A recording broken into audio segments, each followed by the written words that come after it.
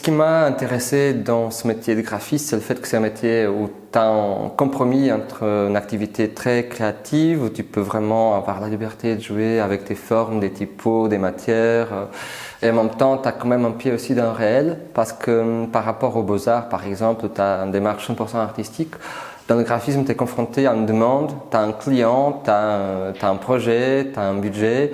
Et du coup, ça te force aussi de gérer cette créativité en fonction de ce projet et d'un objet graphique qui du coup a des contraintes. Donc, tu es au service de quelque chose, pas que de toi-même.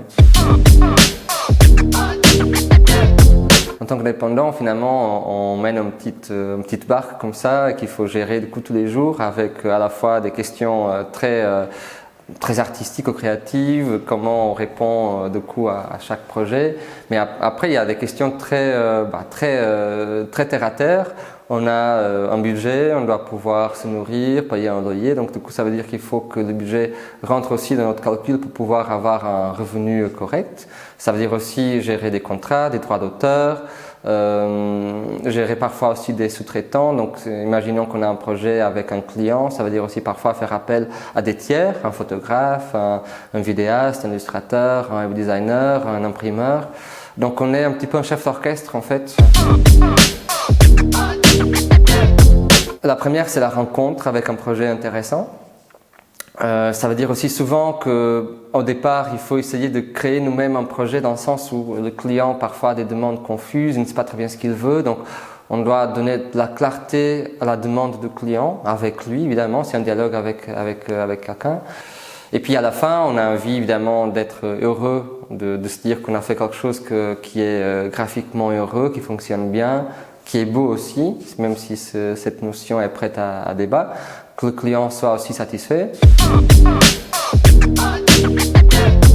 Les difficultés, il y en a plusieurs à chaque étape. Ce qui est un peu compliqué, c'est que c'est très difficile au départ de calculer un budget, puisque souvent on travaille pas, enfin ça dépend des graphistes, mais on travaille pas forcément à l'heure, mais on travaille en fonction d'un budget qui était calculé au départ. Or, le temps passé par projet dépend beaucoup de la dynamique du projet, du client, de comment ça fonctionne, combien d'allers-retours on fait, est-ce qu'il y a des problèmes qu'il faut résoudre. Et c'est très compliqué à anticiper finalement quel est le budget correct pour un travail donné. Ça, c'est une première chose.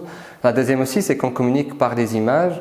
Et dès qu'on veut parler de ce qu'on fait, il y a forcément un grand écart entre ce qu'on raconte et ce que le client imagine dans sa tête. Avant de faire du graphisme à proprement parler, donc aller sur l'ordinateur, beaucoup de prises de notes, beaucoup de logiciels de gestion de projet, et après beaucoup d'ordinateurs aussi, donc pour la mise en page, beaucoup d'InDesign, pour la gestion des images, Illustrator, Photoshop, XD pour des sites internet. Les deux. Déjà, travailler le graphisme est un travail parfois solitaire parce que c'est vrai qu'on est souvent face à ce qu'on fait sur l'ordinateur.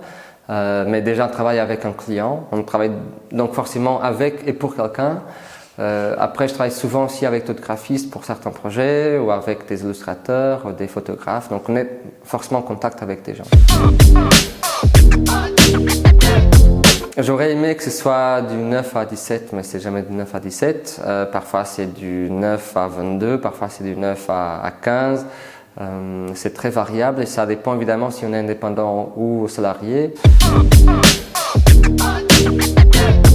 Je ne sais pas si un profil, mais il y a certainement des qualités. Déjà, il faut être très attentif à ce qui nous entoure, être très curieux, mais même si, évidemment, c'est important qu'on soit créatif et qu'on ait le goût de la création visuelle et artistique, c'est important aussi d'être organisé, de savoir gérer un projet, d'être à l'écoute aussi.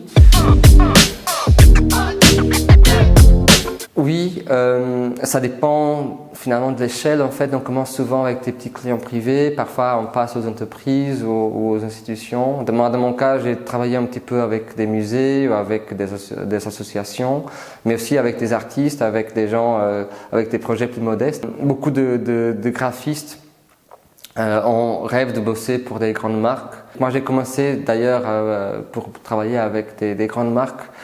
Quand j'ai démarré mon travail de graphisme et finalement je me suis rendu compte que ça me ça me touchait pas vraiment.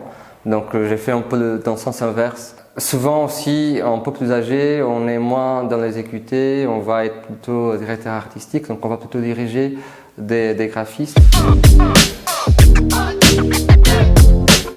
Oui, moi j'ai un conseil, c'est bien de faire des stages, c'est bien de rencontrer des gens, c'est bien de discuter, c'est bien de se rendre compte aussi que c'est un métier où il y a beaucoup de jeunes qui veulent y travailler, donc du coup ça veut dire qu'il y a beaucoup de concurrence, mais il y a de la place pour ceux qui ont envie de faire du graphisme, ça c'est certain, du bon graphisme, et puis je crois qu'il y a moyen vraiment d'être très heureux en faisant du graphisme.